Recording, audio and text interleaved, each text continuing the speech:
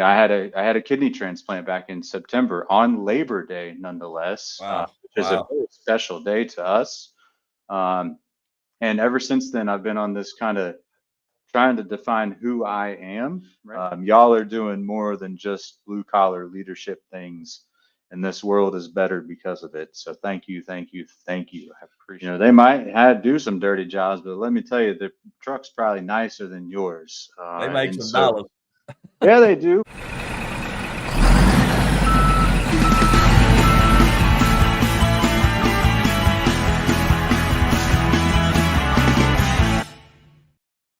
Hello, and thanks for listening to the Blue Collar Leadership Podcast today. So today I got a special guest, somebody I think a lot of. Hadn't known him a long time, but I've known him long enough to know I like him. And it's Adam Hoots, Hoots on the Ground, the Lean Builder podcast host, and all kind of other things coming to you today from Auburn, Alabama, my old hometown for 20 years. But he's from South Carolina. He can tell you more about that up at Clemson. So welcome to the show, Adam. Thank you, Mac. I appreciate it. Super excited to be here in virtual land with you in your hometown, which I learned earlier today. I'm grateful and humbled to be on your podcast here. Thank you for having me. Yeah, man. And before we dive into what you're doing in Auburn and what you're doing in life and where you come from, where you're going, all that sort of stuff, I just always like to start out these episodes with how do we even know each other? How did that come to be? Or tell me about that a little bit. Yeah, I would love to. So, good buddy of both of ours, Mr. L.R. Leandrus Whedon, had mentioned your name to me. And of course, I went out there on LinkedIn and started doing some research because that's what I do now, don't you know? And man, I was blown away by your content, your books. I immediately watched, it's one of your leadership books. You got like the 30 clips out there on YouTube, and I went out there and went through all of them, man. I was just blown away. I reached out to you. I wanted you on our podcast so bad, and you gratefully accepted that invitation. And after that, man, continued to follow you. And even you blessed my wife and I. You and Ria were traveling up to Charlotte a month or so later, and y'all came up and had lunch with us. Little did I know, I took you to a barbecue place, which probably wasn't the best for your eating habits. It's good for me. Yeah, I'm sure. But yeah, you've gracefully just invested in me, whether you know that or not, over the last probably 4 or 5 months now. And man, I'm just a huge fan of what you're doing, and just honored to be here with you. And thank you again. Thank you for having me here.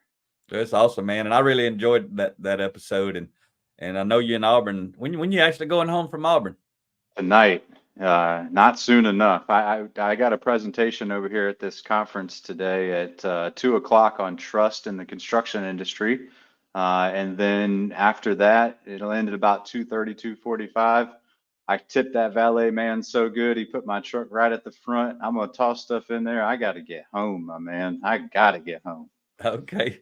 So that's awesome. Yeah. And I really appreciate when you reached out, and I appreciate you being on the show because this Real People Getting Real Results series is about people like you helping me help people. And I mean, that's what we're all trying to do. There's no competition. There's room for all of us. Our world needs all the help it can get from every angle, and there's no competition. I mean, that's why I'm really appreciate you being here. But that podcast we did, it was pretty powerful for you. I remember you talking about you got into it. It was the lean builder. We're supposed to talk about lean, and in a way we kind of didn't, but we kind of did, right? Yeah, that's right. I got a little vulnerable on the podcast, right? I kind of opened up to you. I think you have this natural knack about you that people just want to be themselves and open up. When you're able to share those type of stories and create these safe environments where we feel comfortable talking to you, man, who knows what we're gonna vomit out of the mouth. we don't know. So what part of your story you want to share, man? Where you want to start? Where you want to go? You want to start on the front end, go backwards, or the back end, go forward, or jump around? Man, I'm open to wherever we want to take this thing. I guess I'll start with this. I am a blue collar worker, right? I have been, I will always be. I will never forget being 17 years old in some pretty nasty ditches that my father thought it would be really, really funny to toss me in. And little did I know how well that was going to prepare me for a career in construction, but more importantly, just how to be a man, how to be a husband, a father, and just live a life that is real, honest, transparent, and giving, right? Like I think that's if I want to be known for anything, it's about my service to others and just giving, making other people better. Very, again, very similar to the lines that you're talking about. When you dropped those words character development on me a few months back, that has stuck in my mind nonstop. I mean, you define leadership as character development, and I had a kidney transplant back in September on Labor Day, nonetheless, Wow. which is a Wow. very special day to us. Um, and ever since then, I've been on this kind of trying to define who I am, right? Like, who am I really? And I'll be honest with you, I'm not a big fan of myself when I really pull back the mirror or pull back the curtains and look in the mirror.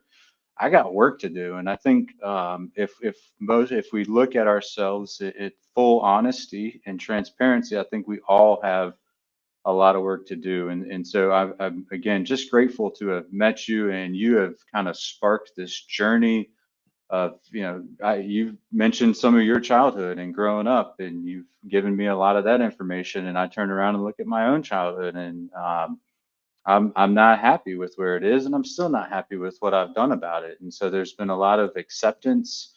You mentioned the word grace, giving myself grace to just be me, right? And in that discovery, right, I've realized that, hey, at 12 years old, I kind of put this barrier block up against my father. And I've been known as Hoots ever since then, because that's basically what he just referred to me as. And so, as I mentioned, the last 6 months, I've been really discovering who this Adam person is. And I like him a lot more than I like Hoots. Unfortunately, most of the construction industry, as they do with most people, call me Hoots, my last name. So I roll with it, but just know they're talking to Adam and not always Hoots. Yeah. Yeah, that's awesome, Adam. And to begin with, and I still ain't 100% sure, but the name of your podcast is the Lean Builder podcast, right? Yeah, so the two folks wrote a book called The Lean Builder. And so we've taken that book and we've created a podcast. And so the actual kind of full title of the podcast is called The Lean Builder, Hoots on the Ground with No Bullshito. Bullshito is actually comes from martial arts. When you practice and perform one martial art, and then you take pieces and parts of a bunch of other ones and make your own martial art, which happens a lot here in the United States. Folks start to refer to that as bullshito.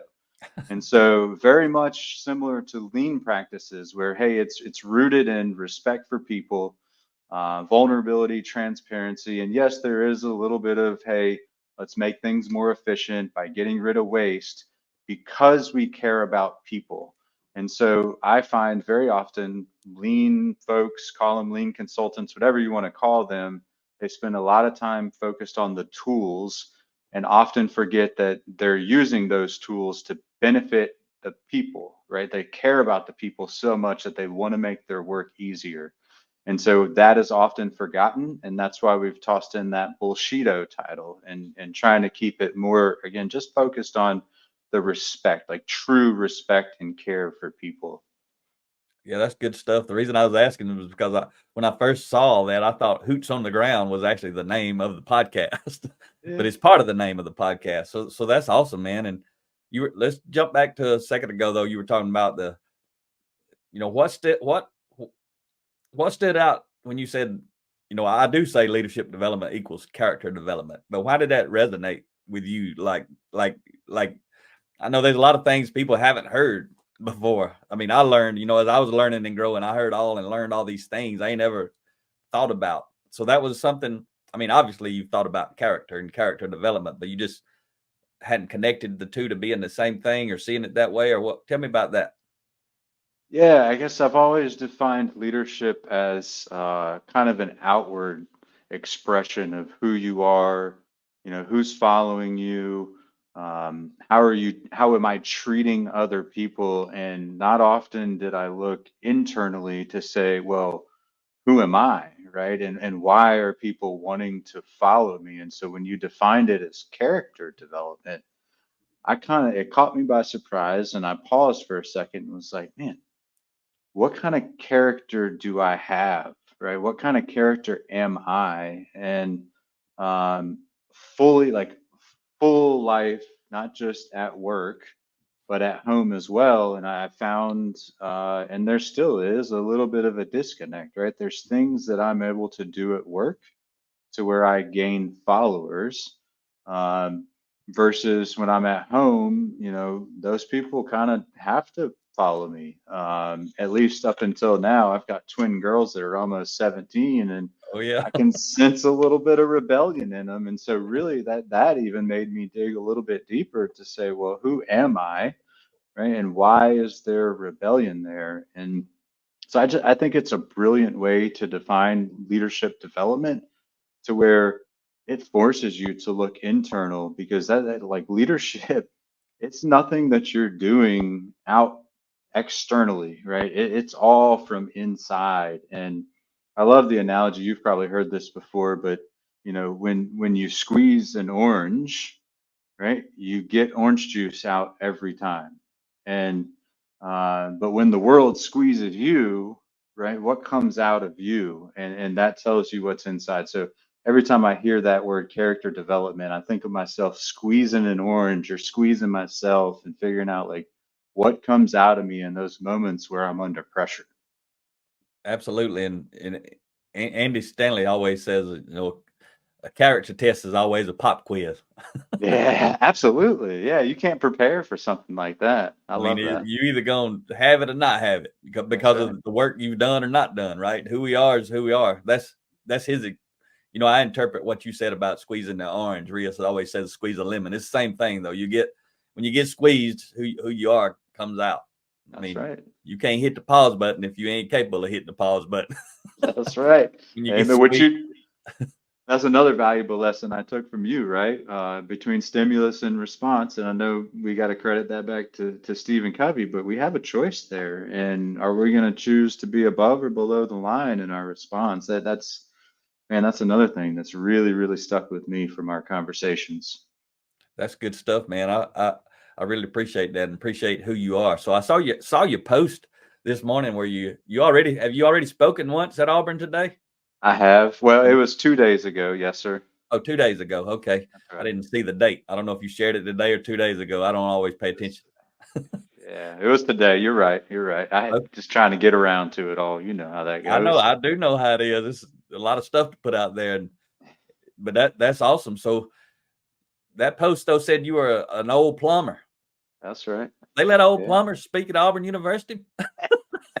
Well, don't tell many people this because you're going to get me kicked out of you're going to have them take my blue collar off here. But so I'm at an event. It's called the Association of Schools in Construction. And so this old plumber has found my way through a bachelor's degree, and I'm a couple months from getting a master's degree at Clemson University. The other Tigers back east a little bit. And so they asked me, I'm considering doing a PhD, and going and getting my doctorate degree in construction science and management. And so I presented at a doctoral forum, is what they called it, where I took my dissertation idea, which is the trust circle. It's a way to measure trust on job sites, which I Yep. think is paramount to developing teams. And so I was able to present that to a bunch of doctoral students. And let me tell you, I have presented many things, many topics to hundreds and thousands of people, and I have never been as nervous as I was in front of those 50 doctors as I was presenting this idea. And then they had the ability to kind of, I won't say rip it apart, but to investigate it and help me to be able to prove those things. And so I did that, I got it done, and I'll tell you what, they were so supportive. And this has never been done throughout the history of the world. Nobody has ever studied how can you measure trust on a construction job site. So I got really, really great feedback from the folks, and a lot of encouragement to kind of take that idea a little bit further. So I'm excited to do that. And then I also, this old plumber got a paper accepted for the conference. And so they're going to put together a little journal and it'll be sent out here in the next few months. But it was an 8-page paper, which again, that's a lot of pages for this plumber. I should say plumber's helper. I don't want to disrespect any true plumbers that have been through the apprenticeship. I was only a helper. I was the go do, right? The gopher. But yeah, we get to talk about another paper here at 2 o'clock. We're going to be talking about how trust impacts performance in the field, and so I'm just and I tell you, it's going to be fun because every other paper has been, doctorate students up there like, let me tell you about the, this topic and that topic, and ours is going to be starting out that way. But then I'm going to kick my shoes off. I'm going to put my big muddy boots on, my vest, my hard hat, Oh yeah. and then we're going to get them up and moving, and it's going to be different than what they've seen the last couple of days presentation wise, and I am excited, let me tell you. I like it, man. I can tell you are. You fired up for Oh, that one. yes I am. I love Maybe, doing things different, Mac. I really, really do. yeah, man. Maybe this interview will pump you up and give you a little extra boost too. Just being talking about all this stuff before you go talk about all that stuff. So maybe I know I always like that. Like if I'm doing something like this and then I got to go do something for real, I like that. Oh yeah, You absolutely. used to be charged up. You said something there, talking a little bit about your journey of growth from the plumber's assistant up to what you're doing now and getting those degrees. And in that little book right there, Blue Collar Leadership, Leading from the Front Lines, I end that book talking about you got to develop yourself. You got to believe in yourself. You got to bet on yourself. And that's what you've been doing. And I always say, and you've already said it here, and I always make sure people don't miss it, especially after you shared who you are and what you're doing right now. And it's applies to me too. I'm gonna always be a blue collar guy. You see me speaking at Yale University in a suit. That's a Halloween costume, right? We did that, and it was in October. And I told them, I grabbed my tie and I pulled it out, and I said, "Hey, first, y'all got to know this is a costume. I wore it for y'all up here. I dressed up as a white collar executive today, but that ain't who I am." And that's the thing I talk about.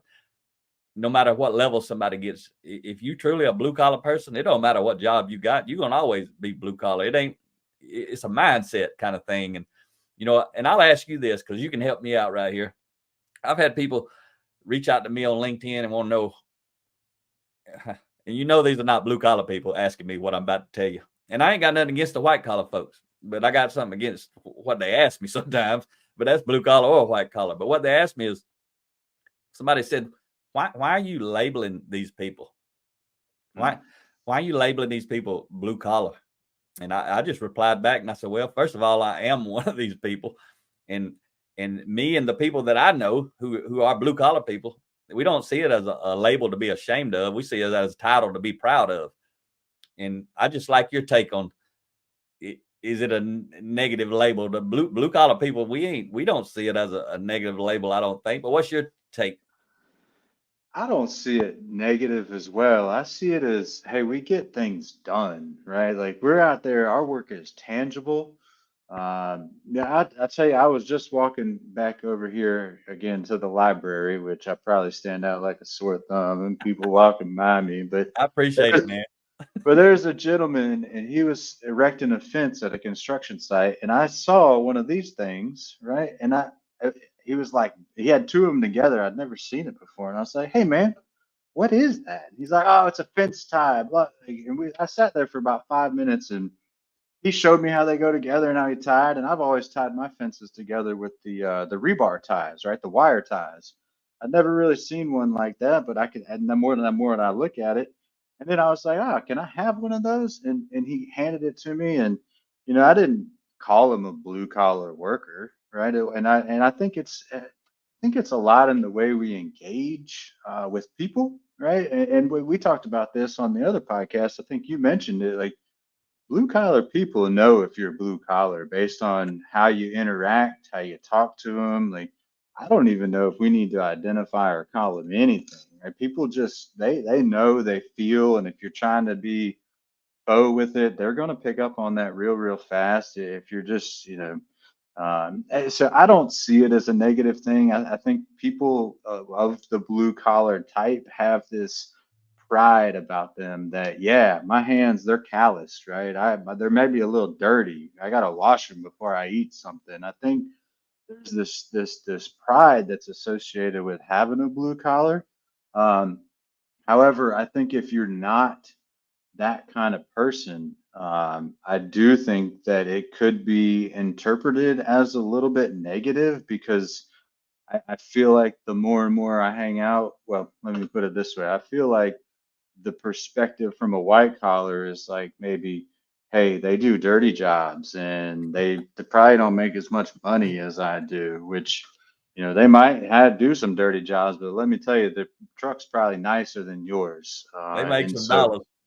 yeah, they do, but they also work hard for them too, and they donate their bodies. They're a resource that is diminishing by the day, and I think that's one of the things I stand up and I preach all the time. Every chance I get to mention that is, yeah, they are people, but they're also resources, right? And they're an expiring resource. They like if you're 60 years old and a blue collar worker, I guarantee you your knee hurts or your back hurts or your elbow hurts or something along those lines because you've been using it so much. And so I do think that if you're not a blue collar worker, I think then you might be able to see a little bit of a negative connotation to that label, if you will.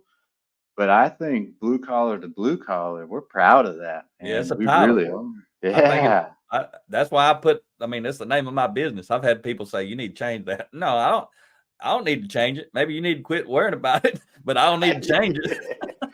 Well, think about it. If you're in an emergency at your house and your toilet's overflowing with water, who are you gonna call? You ain't calling a doctor or a lawyer or a white collar folk. You calling one of us, maybe even this plumber's helper.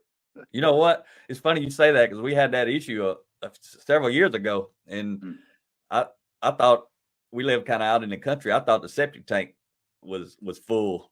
I mean mm. it. I had heard the toilet bubbling a couple times, and I didn't. I ain't a plumber, so I didn't. I was like, something ain't right about this toilet, but I should have called them then. But it took a couple days, and once it started overflowing into the floor from I guess the ring underneath the toilet, like somewhere it started over. Might have been over to the top. I can't even remember now, but that's the first thing I did was call those septic tank folks, and it was just awesome. First guy come out with a truck and just a little tiny tract hoe to just find the septic tank for the crew. That was all his job was that. He went out and found it real quick, and he got to the corner of it and got to where the inlet went into the septic tank, and there was a big root from some big oak trees out in the yard that had grown. It wasn't full. He pulled up the lid and it wasn't full. It was just those roots were blocking the line. They Mm. had grown kind of between the inlet and inside, were just blocking the inlet. So he went and got a big bar with a chisel looking tip on it and chiseled out that root and all that stuff. And he said, Done. man, you don't have to have these folks come out. You don't have that problem. He's just a nice guy. And I said, no, we done called you now. You done been it. We're going to go ahead and do it anyway, like preventive maintenance type stuff. But Yeah. he's just trying to help me out. Good guy. And I gave him Yeah. like a $20 tip. And then the guys come out and, that's for real dirty work. Yeah. Cleaning Well, out you made me think of something here. A couple of things. One, doctors can't heal people without a blue collar worker head coming first, right? Judges can't instill justice. Teachers can't teach people without a blue collar worker having done their work. And the other thing you just made me think of is, you know, I wonder if they call it blue collar because you know what? We get a little bit dirty around the neck. You can't see the dirt as well if our collar's blue versus if you're a white collar person and you're eating a little lunch or something and you spill something on there, you're gonna see that for days and days. We blend in a little bit better, huh? What do you think? Yeah, I think you're right. But that's true. I mean, I write about that sometimes, talk about it. Every single thing physically that there is, blue collar people built it. I mean, white collar folks might have thought about it, but it happened. You know, it's teamwork. I ain't got nothing against the white collar folks. We Amen. need those people who value those jobs to do those jobs. That's just not my target audience. There's plenty of people out helping those folks. I mean, they've been doing it forever, especially the executives.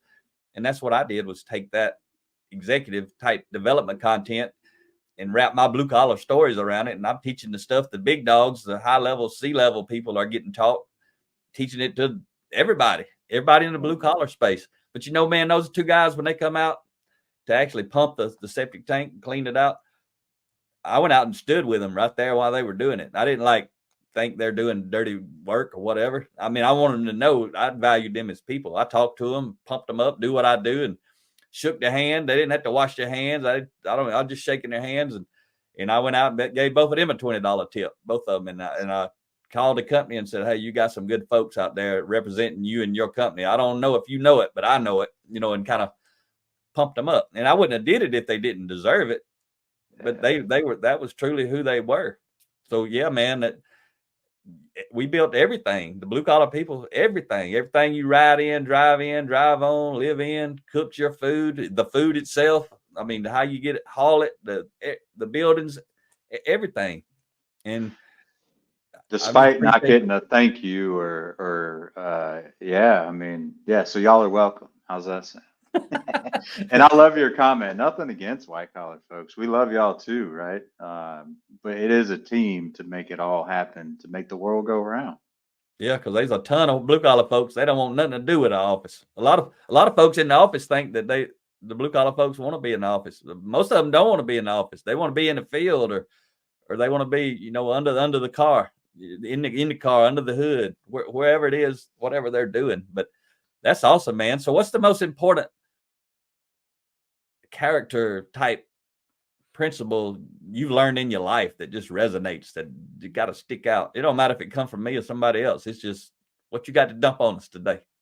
Yeah, it's listening. It's taking the world in before you try to change it, right? Like I think Stephen Covey said, seek to understand before to be understood. And man, that's been a quality of mine that I've been developing quite a bit over the last 5 years or so, I would say, of how to ask well designed questions, how to ask more open ended questions to inspire thought among people instead of trying to just give answers and dictate the way things should be.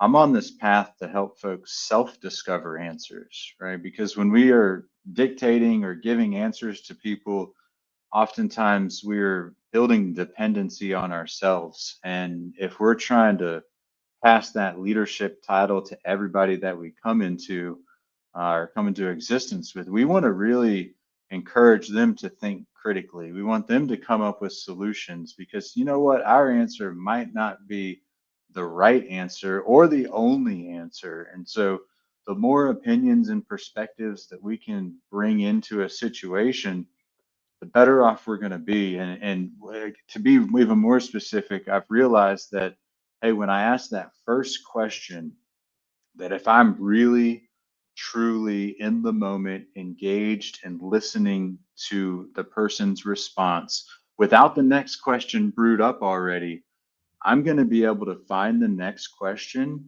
within their comments, within their dialogue. And then what happens is it allows that person to go just a little bit deeper. I got a good buddy, Jesse Hernandez, who you should consider having on here too. He's a real person getting real results for sure. In fact, he's taught me a little bit of this. He calls it emotional bungee jumping. That makes me feel a little bit uncomfortable. So I call it leadership via transparency. But the basic premise is, asking open-ended questions, staying engaged in the moment, listening to the response, and then finding that next question within the response. And that helps folks go from what we call water skiing on the surface level to scuba diving, right? To getting down, because most people are just going to answer your question with enough words to get you to go away. But if you're engaged in the moment, you're going to find that next question. You ain't going away. You're going to make them dive and get a little bit more vulnerable. And then they might be swimming, And then you're going to ask them another question and they're going to go underwater and they're going to fully reveal what the actual problem or thing that's on their mind is. And so it's that really listening, being okay with a little bit of awkward silence while I think about the next question, while the answer is processing in my head. And yeah, that's it. Like that to me has been the biggest accelerator in my personal character development is listening to what people are saying and not having that next question lined up, but just staying in the moment and being engaged enough to let the conversation go wherever it might go, kind of like what we're doing here right now. Yep. Yeah. And that's why I like, I like being on your show, and I like doing my show this way. Is authentic. There ain't nothing scripted about it. We don't know Yeah. what we're going to say or not say or that sort of stuff. So just real quick for my listeners, I forgot to mention it at the start, but if you're listening on the Blue Collar Leadership podcast, this is in the video format on the Blue Collar Leadership YouTube channel. And there's quite a few episodes already. I hope you go check those out and share them with people, folks like Adam out here helping me help you. And then these folks I'm having on, they getting real results. That's why it's called Real People Getting Real Results. And they're from all different kind of industries, all kind of walks of life, just sharing who they are and what they're doing with personal growth and development relative to character and competency. But I want to take you back.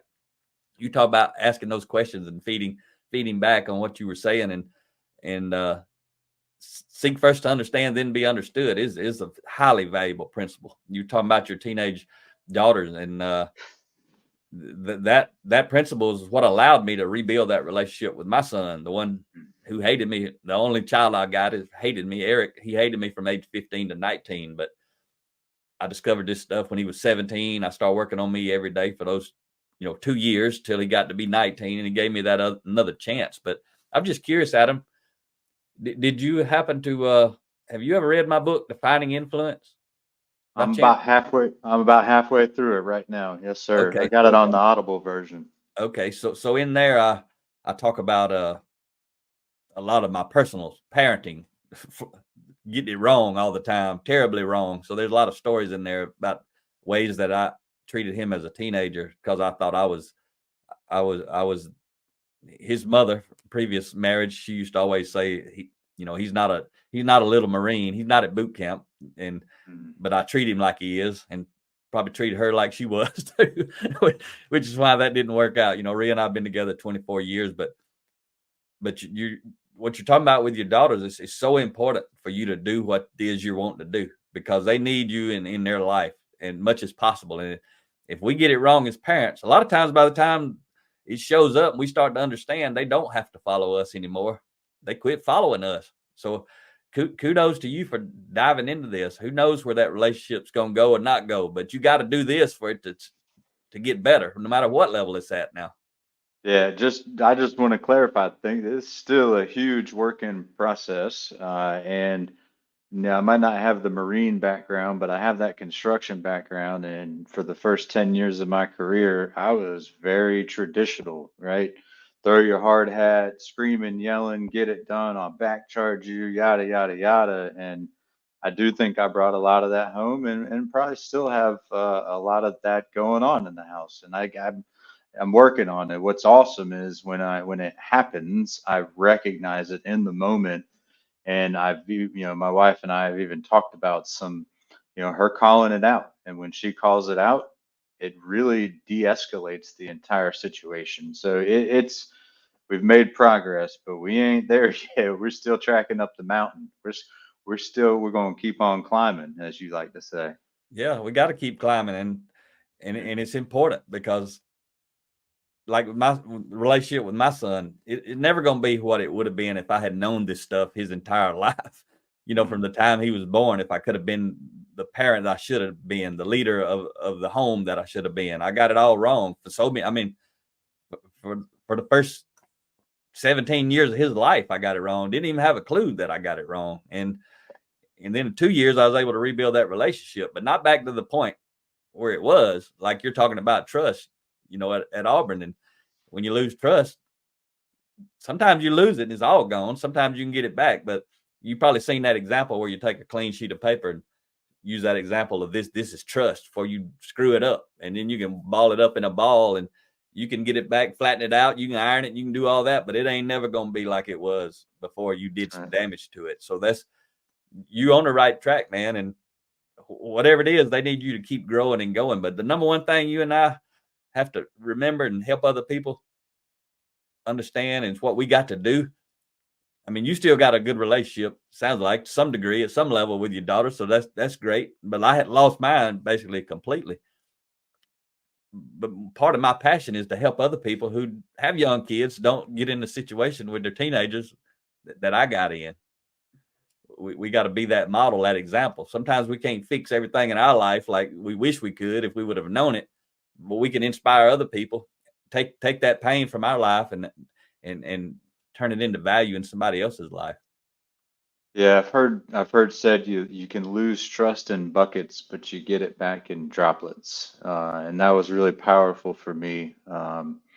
And I think that's one of the reasons that principle, that seek to understand before being understood, I think that's why it's so important to me, right? Because I would run around all the time just trying to be understood when I wasn't even communicating in the way that was most effective for that person to understand.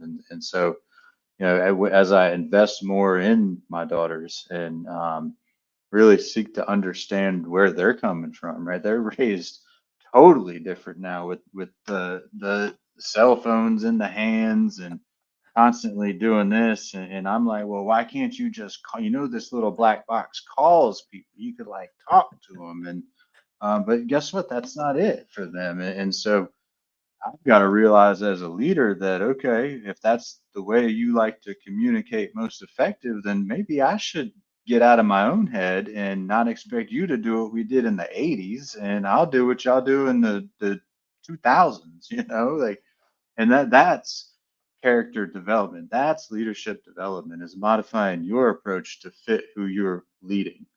That's everything to me anyway. Yeah, and that trait right there, seek first to understand, be understood. That's your friend for life with that relationship, making it as strong as you can, whatever that means for any of us. And even with Eric, he don't talk a lot today. He don't call me a lot. He's living his own life, and sometimes I think he just don't care.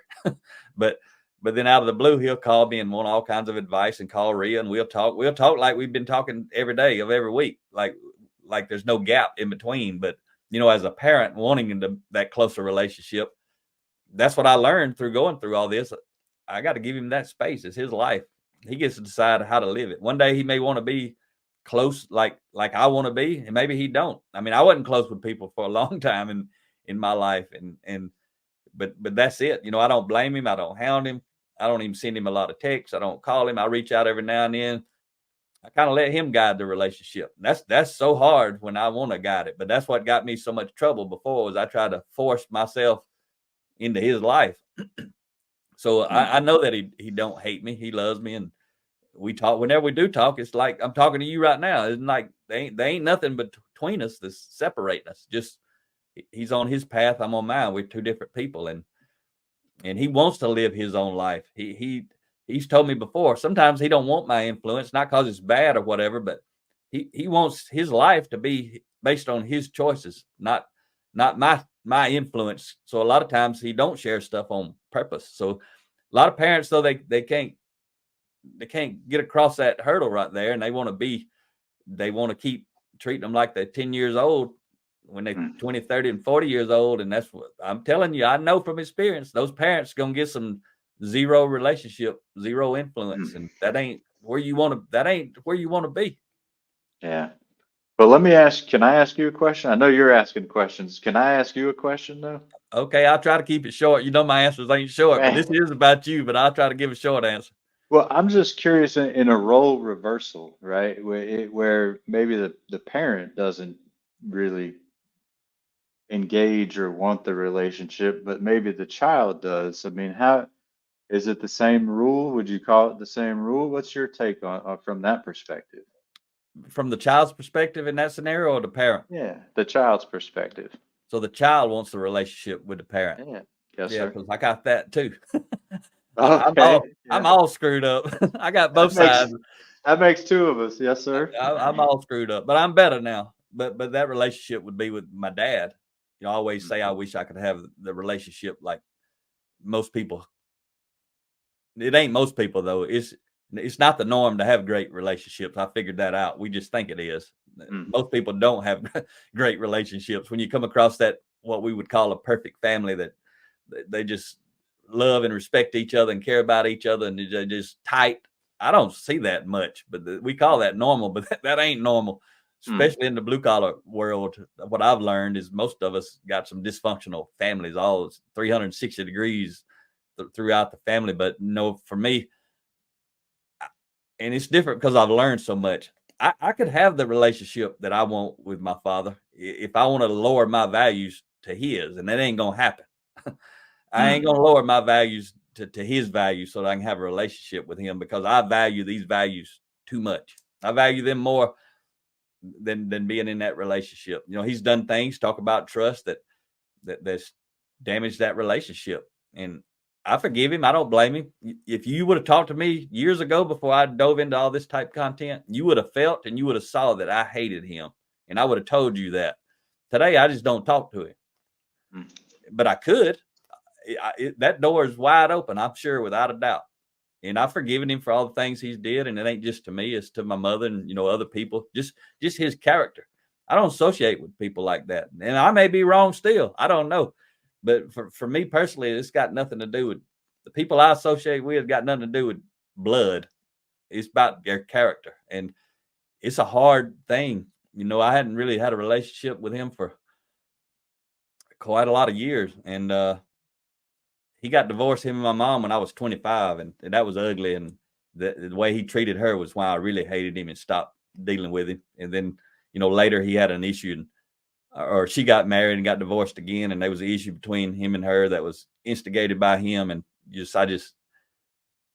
I when I started learning this, I had given him a chance. I took this stuff, I learned it, I rebuilt the relationship, and he read some of these books. He read 7 Habits. He was curious what caused me to change and give him another chance, but it didn't stick with him. You know, I think he used it to manipulate a little bit better other people. He learned some new tricks in being a manipulator. I would describe him. I'm not a doctor. I'd describe him as a narcissist. He's really focused on himself. And I used to be. I tell people I'm a recovering narcissistic sociopath. I guarantee you, if I went to a psychologist, that's what they would tell me, because the difference between sociopath and psychopath can't care about people. Something wrong in their brain. They can't really empathize and care and see it from another person's perspective.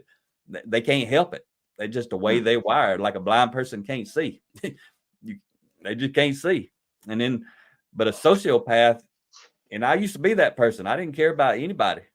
If I did care about somebody, it was because somehow they were going to help me. It was all about me. That's what made me be a narcissist. And most narcissists don't recover from that stuff. They remain a narcissist their whole life. I watch a lot of that stuff on YouTube, different doctors and stuff. So that's the Marines kind of made me that way. And then also, you know, my uncle that I looked up to kind of made me that way. So, but it's a choice. It's a choice. And well, I'd love for you to send me some of them YouTube videos, maybe that impacted you the most. That's something I'm looking into right now for myself. So that could help me like substantially. That I would be very grateful for that. Okay, that's good. I'll send you some of the folks I watch. There's some doctors on there. They talk about it from a narcissism in the workplace too. I sent that a couple of videos to a client recently, because all these dictatorial, terrible leaders that we see out in, whether it's white collar or blue collar, they're everywhere. The majority of them are narcissists, and the majority of them are never going to change. That's why they want control. That's why the bad leaders, they want command and control, because they're a narcissist. That's what they feed off of. And they're usually the toxic people. Not always are they narcissists, but most often they are. And a lot of times they're sociopath. But narcissism,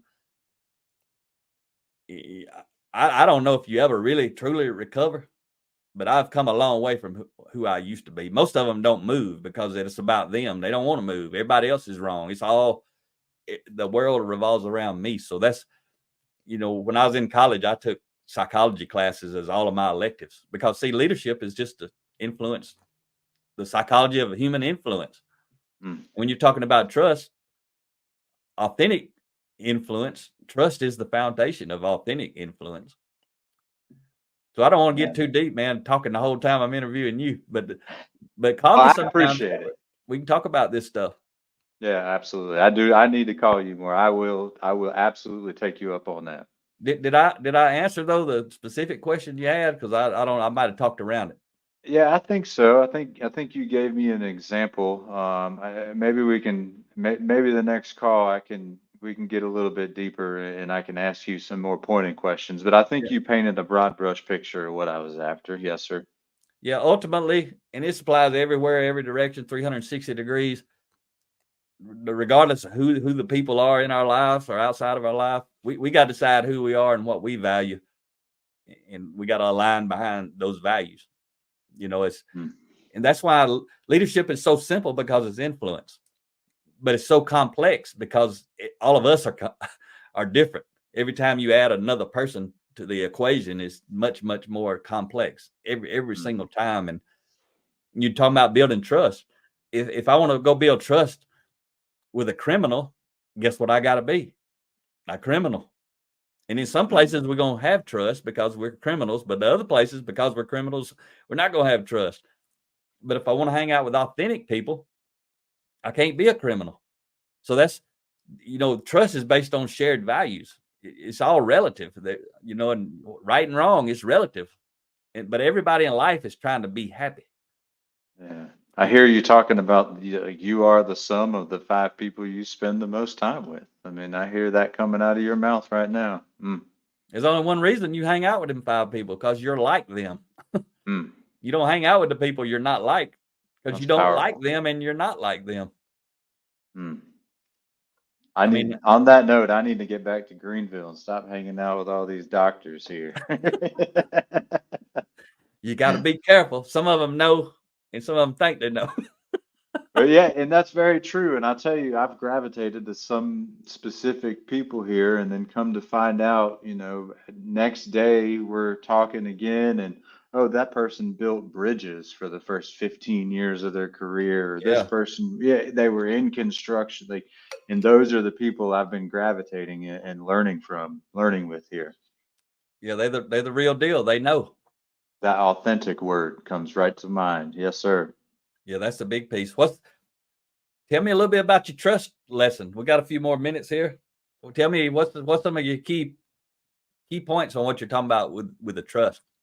Yeah, so we're going to do this role playing opportunity where we get folks up out of the room. We'll call one a general contractor, one's a plumber, one's an electrical contractor, and we're going to put them all in this corner of the room where the actual construction is taking place. And then we're going to pull a few up, and one's going to be the owner, and we're going to put them in this corner of the room. And then we're going to put the architect in the other corner of the room. And then we're going to sprinkle in maybe a specifier, a quality control person. And this is how jobs are oftentimes built, right? You've got the general contractor and the plumber and the electrical, and they're all contractors. Like the people doing the work are all over there doing the work, but the people who are specifying and designing, they're all over here and they're spread out. And so there's gaps between those people. And so we're just identifying some of those gaps and how those affect the trust on the job site, right? When you see an architect come to the job and if they're out there looking at your product and they're doing this, maybe they're taking pictures, the immediate thought is something's wrong. Like, what's wrong? What did I do? Like this. And so that's a problem, right? That means that contractor doesn't trust that architect. Well, guess what? There's a good reason why the trust is absent there, because typically when the architect comes and takes pictures, something's wrong. Or even like down to the level of if I'm a general contractor supervisor on the job and I walk out to the person doing the work and I'm like, "Hey man, how you doing?" Typically, if that's the first time I've done it, that worker looks at me like, what do you want? Like, what do you want from me? Why are you doing this? And that's a problem. And so there's a lot of these examples of trust gaps in construction that we need to work on.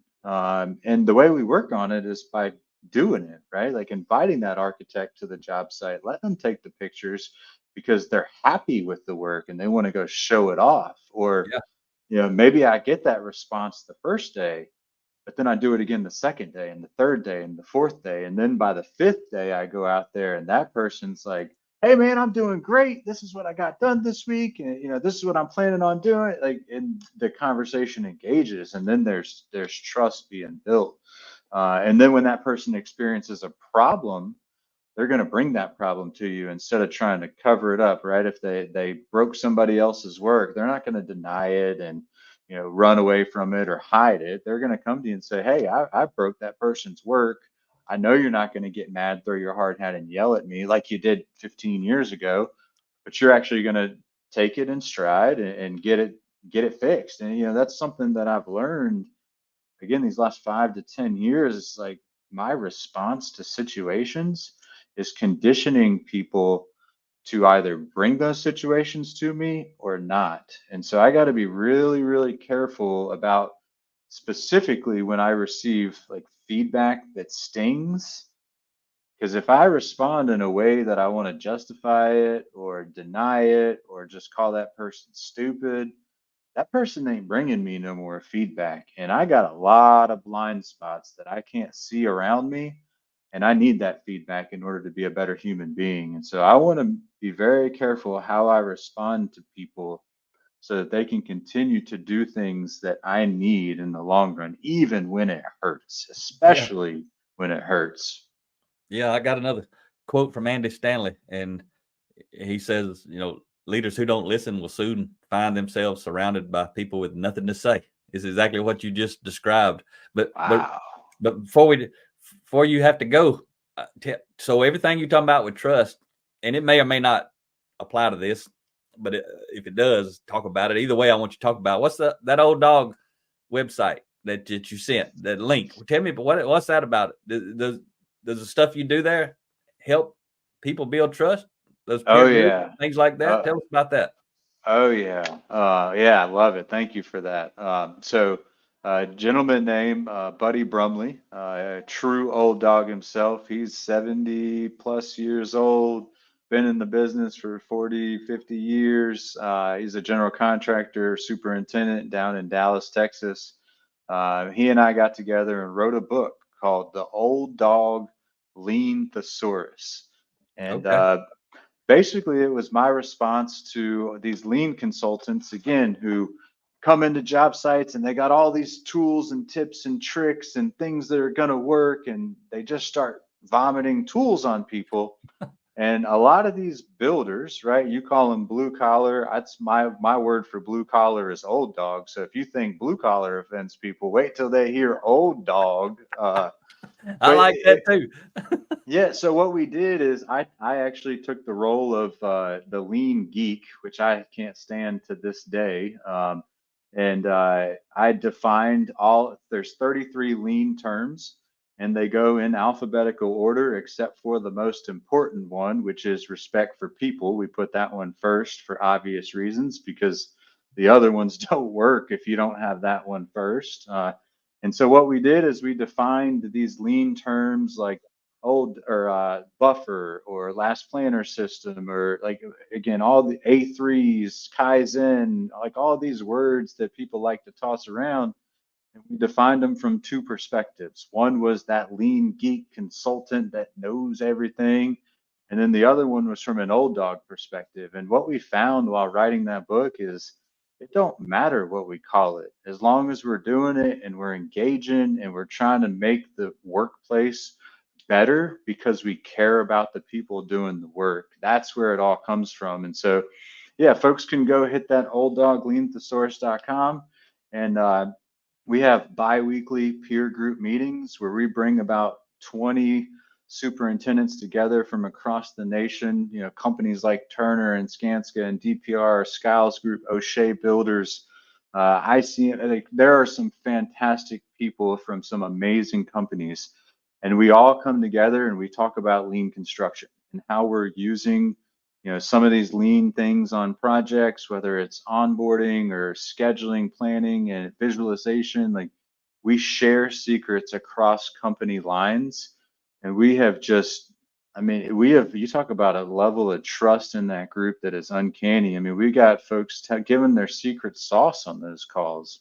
And so we invite all newcomers, like, come on, like, if you want to learn about how to build better, how to build in this day and age, there's no better way to learn from somebody who's been doing it for 30 or 40 years, and they're just willing to come out there. And every other week we submit some topics, we'll all vote on the topics. So bring any question. It doesn't have to be lean, doesn't even have to be construction. We got lots of years of experience in that room who are all willing to be open and vulnerable and just transparent leaders.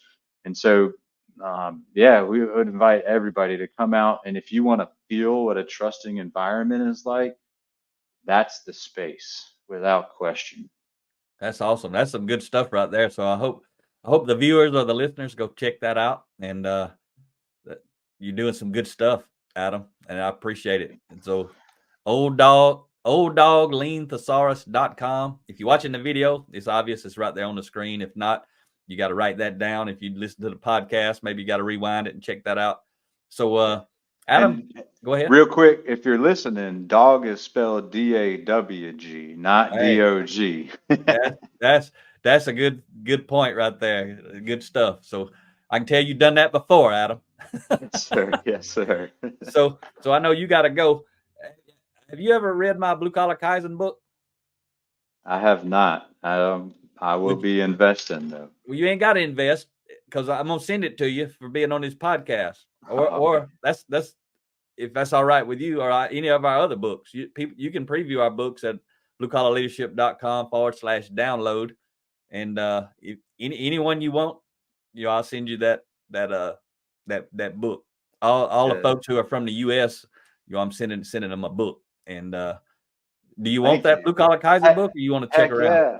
No, okay. I would love that. I'll get it. I've already got a couple of the other ones. That Blue Collar Kaizen sounds right up my alley, because if we're trying to, go out there and make a difference for the people doing the work because we care about them, there's no better tool than that Kaizen, or as Jesse calls a similar process, he calls it sweat equity improvement. And so absolutely, I'd be very grateful for that. So text me your mailing address when you get an opportunity.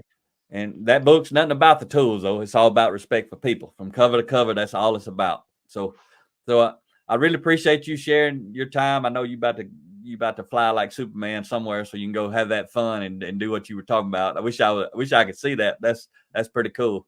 And anyway, I'll get some video for you. How's that sound? Yeah, get some video of you changing out your wardrobe there and making it happen. That sounds really, really cool. Maybe they video the whole thing for you and you'll have that somewhere. You got anything else before we wrap up? Man, just thank you. Thank you to you. Thank you to Miss Ria, who I know is behind the scenes keeping us straight. And yeah, like her book, Ladder of Influence, I've got that, and I am loving it. It's something really, really special. So yeah, congrats to y'all. I will just add this. The lunch that we had with y'all at the barbecue place between my wife and I was very magical to just see y'all in action and living it, doing it, working together, living together, like, and you're still making it. Man, that's really, really special to us. And y'all had a huge, profound impact on our relationship.